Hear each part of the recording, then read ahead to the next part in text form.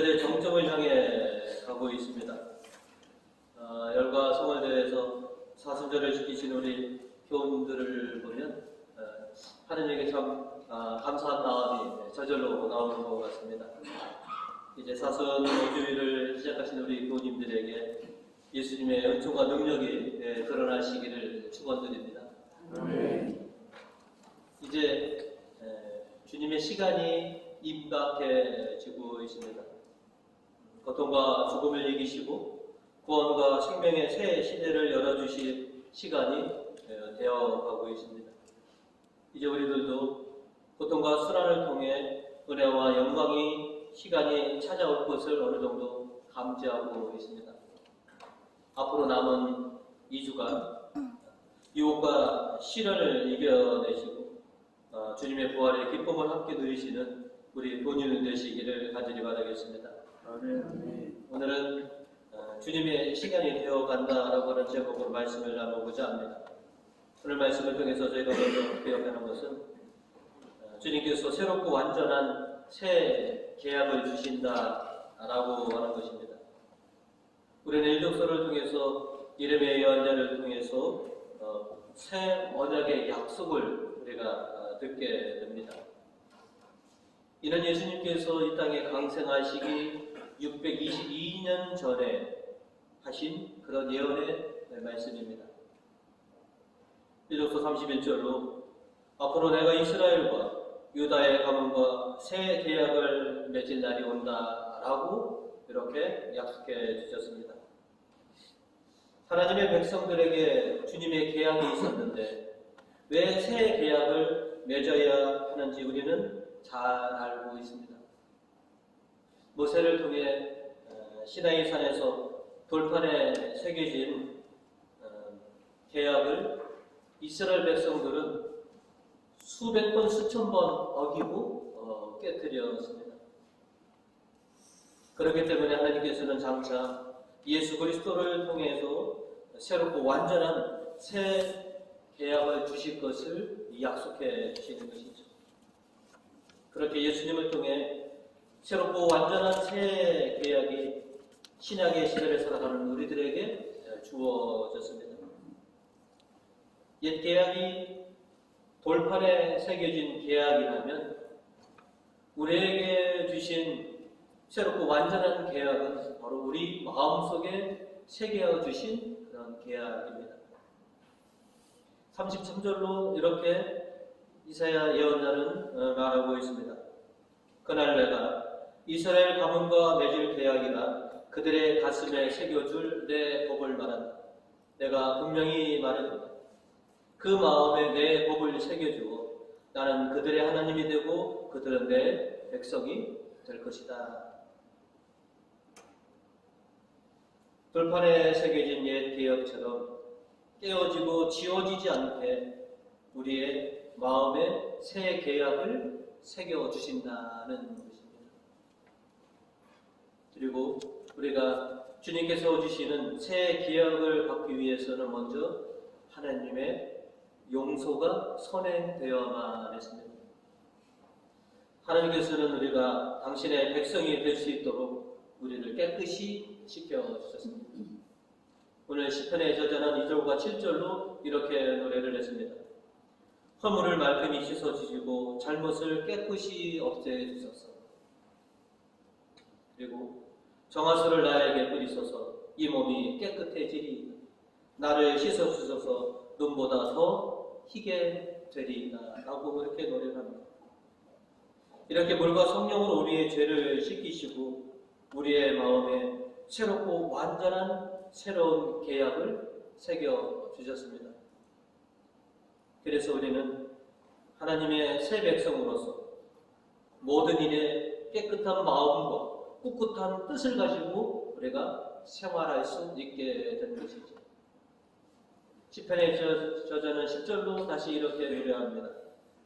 하나님, 깨끗한 마음을 새로 지어주시고 꿋꿋한 뜻을 새로 세워주소서라고 말합니다. 우리는 이렇게 주님께 씻김을 받고 마음에 새겨진 주님의 계약을 지켜나가는 새로운 믿음의 공동체로 초대가 되었습니다. 에베소들은 주님을 저버리고 주님의 계획을 수백 번, 수천 번 깨뜨렸지만 하나님의 새 백성이 된 우리들은 우리 마음에 새겨진 이 계명을 깨뜨리지도 또 어기지도 않고 심지어 굳건하게 이 계명을 지켜나갈 것을 우리가 다짐을 했습니다. 하나님의 새 백성이 됐을 때 우리 모두는 그런 고백과 다짐들을 했습니다. 이제 이 깨끗하게 지어진 이 마음, 꿋꿋한 뜻으로 주님의 뜻대로 살아가겠습니다 라고 이렇게 말합니다. 이제 우리 마음속에 새겨진 이 법을 여러분이 꿋꿋하게 지키시면서 주님을 따라가실 수 있는 우리 교우님들을 되시기를 주님의 이름으로 축원드립니다. 아멘. 오늘 말씀 중에서 저희가 두 번째로 깨닫는 것은 섬기는 사람이 되어라 라고 하는 것이죠. 모르고 당하는 것보다 알고 당하는 것이 더 고통스럽고 더 힘든다는 것을 우리는 알고 있습니다. 예수님께서는 당신의 순환과 또 십자가상에서의 죽음을 하셨고 정말로 피 눈물 흘리도록 그렇게 기도하시면서 그 고통을 받아들이는 그런 순종의 모범을 우리들에게 보여주셨습니다. 어떻게 아버지의 뜻을 따르고 어떻게 하는 것이 아버지를 섬기는 것인지 당신의 그 힘든 그런 부분을 우리들에게 보여주셨습니다. 오늘 이독서 8절은 그래서 그것을 우리들에게 이렇게 전해주고 있습니다. 예수께서는 하느님의 아들이셨지만 고난을 겪음으로써 복종하는 것을 배우셨습니다 라고 이렇게 전해주고 있습니다. 예수님의 그런 순종과 희생은 새로운 세상과 새로운 결실을 맺게 해주셨다라고 하는 것을 우리가 알게 됩니다. 저는 어렸을 때는 시골 태생이라는 것이 좀 싫었던 적이 있습니다. 근데 커서는 특히 제가 사제가 돼서는 참 제 아버지가 농부여셨다라고 하는 것이 얼마나 자랑스러운지 모릅니다. 왜냐하면 많은 아니지만 아버지 어머님 어깨너머로 배운 그 농사의 그 많은 것들이 제 사목하는데 굉장히 많은 도움을 주고 있기 때문에 그렇습니다. 시골 출신만이 느낄 수 있는 하나님의 은혜들이 참 많이 있습니다. 그저께 우리 사제장님이 저평 본거에 가셔갖고 부모님 대신해서 감자를 한 박스 놓고 오셨다 라고 하셔서 늦게까지 하셨다고 힘드셨다고 하는데 보통 감자를 심는 게 아니고 시골 사람들은 감자 놓는다고 합니다. 그래서 충청도는 보통 3월 중순에서 4월 초순 사이에 감자를 심고 하지 때 감자를 캐죠. 저 어렸을 때 하지 감자를 이렇게 캐다 보면 시감자가 건난 남아있는 상태로 이렇게 딸려 나올 때가 있습니다.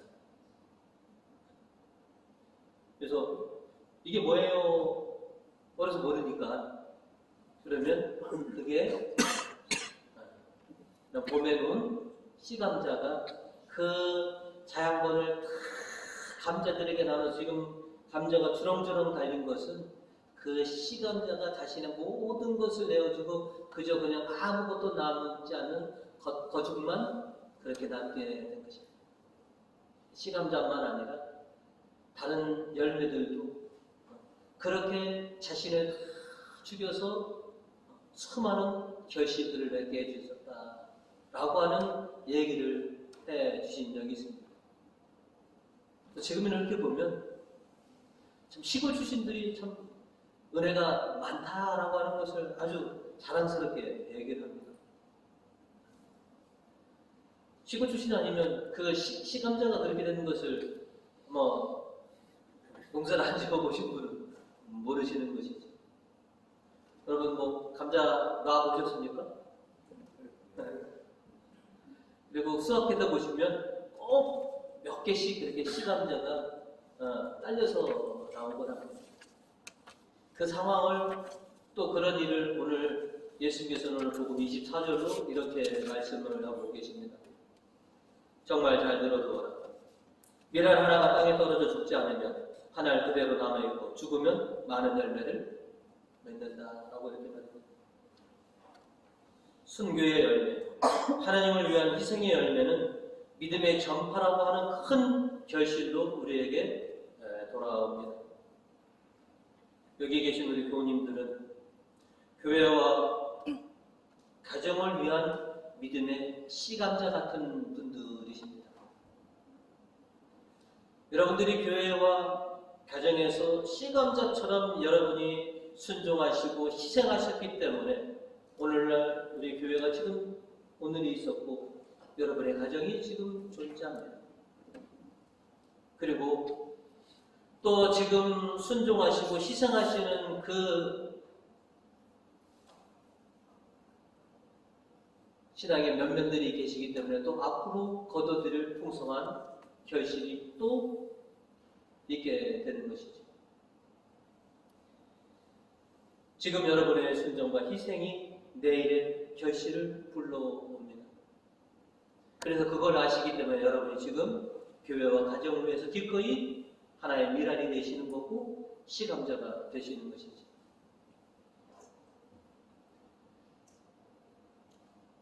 예수님께서는 당신처럼 하나의 미랄이 되라고 또 교회와 가정을 위한 시감자가 되라고 우리를 부르시고 계십니다. 나처럼 해라. 나를 따라오너라 라고 우리에게 손짓하고 계십니다. 복음 26절은 우리에게 이렇게 들려주십니다. 누구든지 나를 섬기려면 나를 따라오너라. 내가 있는 곳에는 나를 섬기는 사람도 같이 있게 될 것이다. 누구든지 나를 섬기면 내 아버지께서 그를 높이실 것이다. 라고 이렇게 말씀을 하십니다. 예수님의 순종과 희생이 우리에게 얼마나 큰 열매를 가져다 줬는지 우리는 압니다. 그리고 우리의 순종과 우리의 희생이 얼마나 큰 열매를 가져다 줬는지 우리도 또한 알고 있고 또 앞으로도 우리의 순종과 희생을 통해서 얼마나 많은 열매들이 수확할 것인지 알고 하는 그런 기대를 우리가 갖고 있기도 합니다. 이제 여러분의 순종과 희생으로 믿음의 결실들을 수확하시는 그런 교우님들이 되시길 간절히 바라겠습니다. 사도 요한은 요한일서 26절로 우리에게 이런 말씀을 전해주셨습니다. 자기가 하나님 안에서 산다고 말하는 사람은 그리스도께서 사신 것처럼 살아야 합니다. 라고 우리에게 권면해 주고 있습니다. 예수님처럼 살아야 됩니다. 예수님의 제자라면, 하나님의 자녀라면 예수님처럼 예수님을 따라서 살아가야 됩니다. 그래서 실은 우리도 순종하고 희생해 왔습니다. 주님께 순종하고 희생한다는 것은 말처럼 쉬운 일이 아니라는 것을 우리가 잘 알고 있습니다. 예수님 당신조차도 굉장히 힘들어하시고 마음이 산란하셨다라고 성경은 그렇게 전해주고 있습니다. 오늘 27절 내가 지금 이렇게 마음을 걷잡을 수 없으니 무슨 말을 할까? 아버지 이 시간을 면하게 하여 주소서 하고 기원할까? 아니다. 나는 바로 이 고난의 시간을 겪으러 온 것이다 라고 성경은 당시 예수님의 심경을 우리에게 알려주고 있습니다. 이 성경 구절을 통해서 보면 때로는 위안이 됩니다. 위기의 순간에는 예수님도 참 힘드셨구나. 예수님도 그렇게 마음으로 참 심란해 하시고 또 갈등을 겪으셨다라고 하는 것이 오늘 힘든 세파를 헤쳐나가는 우리들에게 큰 위로가 됩니다. 예수님도 힘드시고 마음이 참 심란해하셨는데 우리야, 그죠? 때로는 어떤 위기와 어떤 일 속에서 우리가 마음이 심란해지고 좀 힘든다고 하는 것은 어떻게 보면 당연한 것처럼 받아들입니다. 비바람에 흔들리지 않는 나무는 없습니다. 어떤 나무든지 비바람에 흔들리게 되어 있습니다. 그러나 꿋꿋하게 자리를 지키고 있노라면 아름다운 꽃을 피울 것이고 풍성한 결실을 맺을 것이다 라고 하는 것은 우리가 잘 알고 있습니다. 힘들고 어려울 때 그 위기를 어떻게 극복해 나갈까라고 하는 그런 대처법들이 있습니다. 쉽게는 일찍 포기하는 방법이 있겠죠. 또 길을 바꾸는 것도 하나의 방편이 되기도 하고, 또 참고 기다리는 것도 한 가지 방안이기도 합니다. 그러나 순환과 죽음과 부활의 여정 앞에서 예수님께서는 피해가지도 않으시고 돌아가지도 않으시고 그저 정면으로 그 순환과 맞닥뜨리시고 그것을 이겨내셨습니다. 우리는 주로 위기의 순간과 힘든 일이 있으면 일단 피해가려고 하는 그런 면면이 참 많이 있습니다. 그러나 주님은 당신처럼 헤쳐나가라. 내가 도와줄 테니 밟고 극복해라 라고 하십니다. 평탄한 길이 아니라 그 어떤 장벽과 그 어떤 바위가 있더라도 내가 도와줄 테니 뛰어넘어라. 극복해라 라고 하는 것입니다. 그래서 너에게 큰 기쁨과 희열을 주님은 우리들에게 당신을 닮기를 원하십니다. 내가 걸어간 것처럼 너희도 외면하고 회피하지 말고 고난과 정면으로 맞대면하라. 내가 도와줄 테니 그 고난을 이겨내라 라고 주님께서 우리에게 요청해 주고 있습니다. 예수님께서는 그렇게 정면으로 십자가의 고난을 맞닥뜨려서 그것이 하나님의 영광과 하나님의 구원에 가는 지름길이라고 하는 것을 몸소 우리에게 보여주셨습니다. 하나님께는 돌아가는 길은 없습니다. 하나님께는 우회하는 길은 없습니다. 주님께서 원하시는 길, 그 길로만 정면으로 나가는 것이 우리가 나가야 할 길이고 그렇게 넘어가고 이겨내야지만이 기쁨과 영광이 있음을 우리도 알고 있습니다. 예수님과 함께 하려면, 예수님의 은총과 영광에 우리가 함께 동참하려면 우리도 이 사순절의 고난을 우리가 이겨내고 극복해내야 합니다. 때로는 귀찮고 힘들고 고생스럽더라도 그렇게 예수님처럼 정면으로 이 사순절을 우리가 한 걸음 한 걸음 걸어 넘어가다 보면 어느새 벌써 사순 5주일이 되지 않습니까? 이제 얼마 남지 않았습니다. 2주를 주님과 더불어 잘 지켜나간다면 우리가 부활의 큰 기쁨과 영광을 우리가 누리게 될 것입니다. 이제 오늘부터 시작된 이 사순 5주일 주님께서 우리 마음속에 새겨주신 이 언약을 마음 굳건하게 또 변치 않는 그런 마음으로 이 사순 5주일을 헤쳐나가시는 우리 교우님들이 되시기를 주님의 이름으로 축원드립니다. 아멘.